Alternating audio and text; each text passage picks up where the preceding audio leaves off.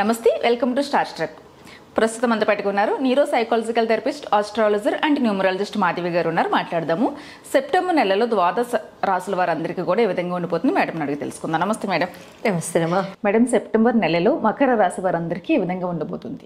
మకర రాశి వారందరికీ కూడా సెప్టెంబర్ నెలలో జాగ్రత్తగా వినండి. ముఖ్యంగా ఆరోగ్యపరంగానే ఎక్కువగా మాట్లాడతాను మీ అందరితో. ఆరోగ్యపరంగా కాస్త జాగ్రత్త వహించండి అండి ఈ నెల. ముఖ్యంగా డైజెస్టివ్ ఆస్పెక్ట్స్.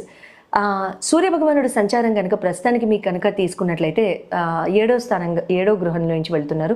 సెప్టెంబర్ 16 నుంచి ఆయన 8వ స్థానం నుంచి 8వ స్థానంలోకి వస్తారు.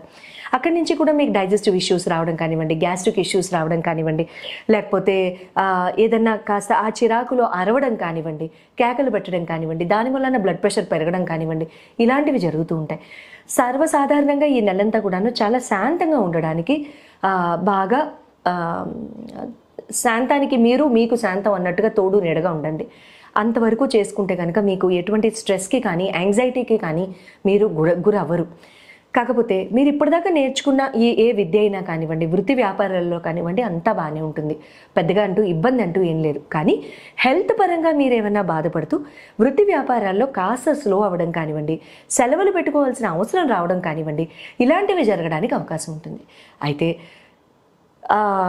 ఫ్యామిలీ పరంగా ఏమైనా యాత్రలకి వెళ్ళడం కానివ్వండి, ఏదైనా జర్నీస్కి వెళ్ళడం కానివ్వండి, చిన్న పిక్నిక్కి వెళ్ళడం కానివ్వండి, ఇలాంటివి చాలా చక్కగా జరగడానికి అవకాశం ఉంటుంది. అలాంటివి ఏమైనా అయితే గో అండ్ ఎంజాయ్. దానికి నేనేం కాదనట్లేదు, కానీ బట్ ఎట్టి పరిస్థితుల్లో కాస్త ఆహార విషయంలో మాత్రం కొంచెం జాగ్రత్త వహించండి. మీరేం చేస్తారు ఈ పర్టికులర్ నెలలో మీరంతా కూడా చాలా చక్కగా ఉండడానికి అని అంటే, ఆరెంజ్ కలర్ దుస్తులు అసలు వేసుకోకండి. ఆరెంజ్ కలర్ దుస్తులు ఎప్పుడు కూడా వేసుకోకండి. తర్వాత కుంకుమ పువ్వు తిలకం వీలుంటే నుదుటి మీద ఇక్కడ అలంకరించుకోండి, సరిపోతుంది. ఇబ్బంది అంటూ ఏముండదు.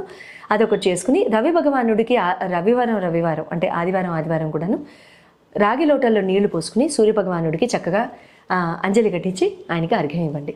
తర్వాత వీలుంటే ఆ నీళ్ళలో కాస్త పంచదార కూడా వేసి ఆ తీయటి నీటిని వేసేసేయండి. అప్పుడు మీకు ఎటువంటి ఈ ఉదరకి సంబంధించిన పీడలు కానివ్వండి, ఉదరకు సంబంధించిన బాధలు కానివ్వండి, ఇలాంటివన్నీ జరగకుండా ఉంటూ ఉంటాయి.